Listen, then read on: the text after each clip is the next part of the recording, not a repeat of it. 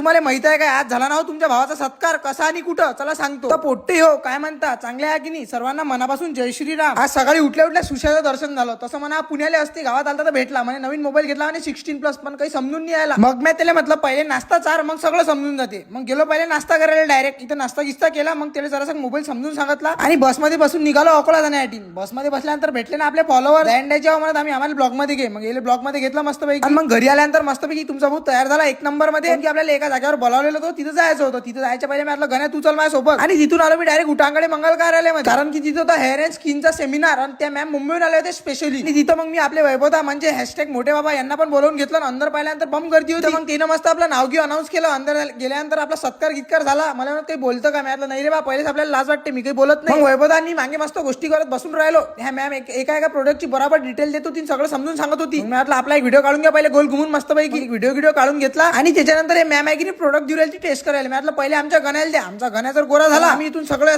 सामानच घेतो विकत. आणि तेवढ्यात वैभवता म्हणे थांब म्हणे मी देतो म्हणे चोपडून. म्हटलं चोपडा. तेवढ्यातच मग तुषारदा आला. तुषारदा म्हणे चला म्हणे जेवण करून जा. वैभवता जेवता की नाही. वैभवताने नाही भत्ता मारायला लागते म्हणे आपल्याला. घेतला मग इच्छा मस्तपैकी पुलाव आणि जिलबीन भिडलो ताकद ना खायले. पण पहिले व्हिडिओ काढला जरुरीच आहे. वैभवता थांब म्हणे आपण काही अलग व्हिडिओ काढू म्हणे. मोबाईल उलटा उचल म्हणे तू माझ्या मोबाईलात पाहिजे मी तुझ्या मोबाईलात पाहतो. मग आम्ही इथं मस्त व्हिडिओ काढून घेतला. आणि मग मयूरदा आणि तुषारदाची भेट घेतली कारण की त्यांनीच आपल्याला इथं बोलावलेलं होतं. आणि मग गेलो वसंत देसाईवर ITIचे सामने पाहिले. ते तुम्हाला नेक्स्ट पार्ट मध्ये दाखवतो.